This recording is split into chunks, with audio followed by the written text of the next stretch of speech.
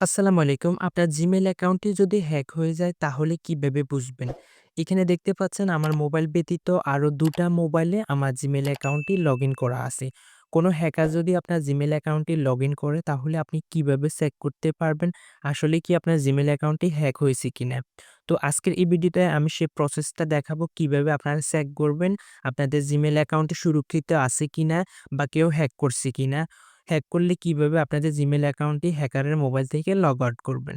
তো এজন্য আপনারা কি করবেন? প্লে স্টোরে চলে যাবেন। প্লে স্টোরে আসার পর আপনারা প্লে স্টোর উপরে দেখতে পারবেন আপনাদের Gmail এর লোগো সেখানে ক্লিক করবেন। এরপর আপনার মোবাইলে যদি একাধিক Gmail অ্যাকাউন্ট থাকে তাহলে আপনারা নামের পাশে দেখতে পারবেন একটা অ্যারো চিহ্ন এখানে ক্লিক করলে আপনারা এখানে আপনাদের মোবাইলে যে আরো Gmail অ্যাকাউন্ট আছে সেগুলো দেখতে পারবেন। যেটা চেক করবেন সেটার উপরে সিলেক্ট করবেন। ক্লিক করার পর আপনারা নিচে দেখতে পারবেন ম্যানেজ ডিভাইস এখানে ক্লিক করবেন। ম্যানেজ ডিভাইসের উপরে ক্লিক করার পর এখানে কিছুক্ষণ লোডিং হবে। হওয়ার পর এরকম একটা ইন্টারফেস আসবে। আসার পর আপনারা নামের পাশে কিছু লেখা দেখতে পাচ্ছেন এগুলোকে ডান পাশে বা বাম পাশে দিয়ে ক্রস করে নিয়ে যাবেন। এরপর এখানে দেখতে পাচ্ছেন সিকিউরিটি নামে একটা অপশন জাস্ট সিকিউরিটি অপশনে ক্লিক করে দিবেন। সিকিউরিটি অপশনে ক্লিক করার পর আপনারা একটু নিচের দিকে চলে যাবেন। নিচে গেলে এখানে দেখতে পারবেন ইউর ডিভাইস নামে একটা অপশন। এখানে দেখাবে যে আপনার এই Gmail অ্যাকাউন্টটি আর কোন ডিভাইস বা কোন মোবাইলে লগইন করা আছে সেটা কিন্তু এখানে দেখাবে। ম্যানেজ অল ডিভাইস দেখতে পাচ্ছেন নিচে, এই ম্যানেজ অল ডিভাইস এই অপশনটার মধ্যে ক্লিক করবেন। এখানে ক্লিক করলে প্রত্যেকটা মোবাইল দেখাবে। তো আমি ম্যানেজ অল ডিভাইস অপশনের মধ্যে ক্লিক করছি। ক্লিক করার পর এখানে কিন্তু ১ম এ দেখাচ্ছে ইউর ডিভাইস এবং 3 সেশন অন অ্যান্ড্রয়েড ফোন। মানে আমার এই Gmail অ্যাকাউন্টটি আরো ৩ টা ডিভাইসের মধ্যে বা মোবাইলের মধ্যে লগইন করা আছে। ১ম এ যেটার মধ্যে টিক মার্ক দেওয়া আছে সেটা হচ্ছে আমার বর্তমান যে মোবাইল থেকে আমি এটা চেক করতেছি সে মোবাইল।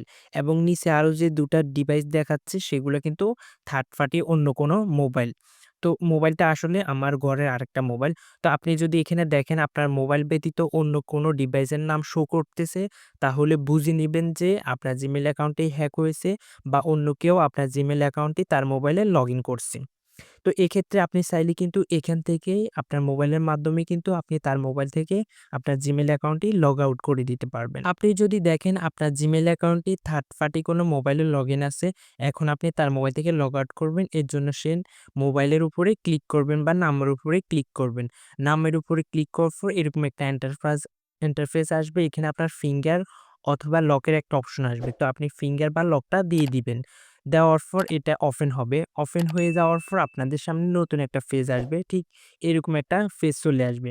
তো আসার পর আপনারা এখানে দেখতে পাচ্ছেন সাইনিং আউট নামে একটা অপশন দেখতে পাচ্ছেন। জাস্ট আপনারা সাইনিং আউট এই অপশনটাতে ক্লিক করবেন। এরপর আবারও সাইনিং আউট এই অপশনটার মধ্যে ক্লিক করবেন। আপনি যখন এখানে ক্লিক করবেন সাথে কিন্তু আপনার এই Gmail অ্যাকাউন্টটি সেই মোবাইল থেকে অটোমেটিক রিমুভ হয়ে যাবে বা লগ আউট হয়ে যাবে।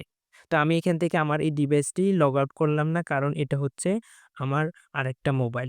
সাইনিং আউট এ ক্লিক করার পর অনেকের মোবাইলে কিন্তু এই পেজটা থেকে সে ডিভাইসটি পুরোপুরি ডিলিট হয়ে যায়। আবার অনেকের মোবাইলে কিন্তু ডিলিট হয় না, ডিভাইসের নামটি শো করে নিচে কিন্তু আনঅ্যাক্টিভ দেখাবে। আনঅ্যাক্টিভ দেখাক বা সে ডিভাইসটি এখান থেকে চলে যাক, আপনি যখন সাইনিং আউট এ ক্লিক করবেন সাথে কিন্তু তার মোবাইল থেকে আপনার Gmail অ্যাকাউন্টটি লগ আউট হয়ে যাবে। তো বন্ধুরা আমার দেখানো পদ্ধতির মাধ্যমে আপনারা চেক করতে পারবেন আপনাদের Gmail অ্যাকাউন্টটি কারো মোবাইলে লগইন করা আসেনি। যদি লগইন করা থাকে তাহলে আপনারা এভাবে তার মোবাইল থেকে ঘরে বসে কিন্তু আপনার Gmail অ্যাকাউন্টটি লগ আউট করে দিতে পারবেন। লগ আউট করার পর অবশ্যই আপনার Gmail অ্যাকাউন্টের যে পাসওয়ার্ড আছে সেটা চেঞ্জ করে দিবেন। তাহলে পরবর্তীতে হ্যাকার বা যার মোবাইলে লগইন ছিল সে আপনার Gmail অ্যাকাউন্টটি লগইন করতে পারবে না। তো বন্ধুরা এই ছিল আমাদের আজকের এই ভিডিওটি কেমন লেগেছে অবশ্যই কমেন্ট বক্সে কমেন্ট করে জানাবেন এবং পরবর্তীতে আপনার যদি কোনো কিছু জানার থাকে তাহলে অবশ্যই কমেন্ট বক্সে কমেন্ট করে জানাবেন। আল্লাহ হাফেজ। আসসালামু আলাইকুম।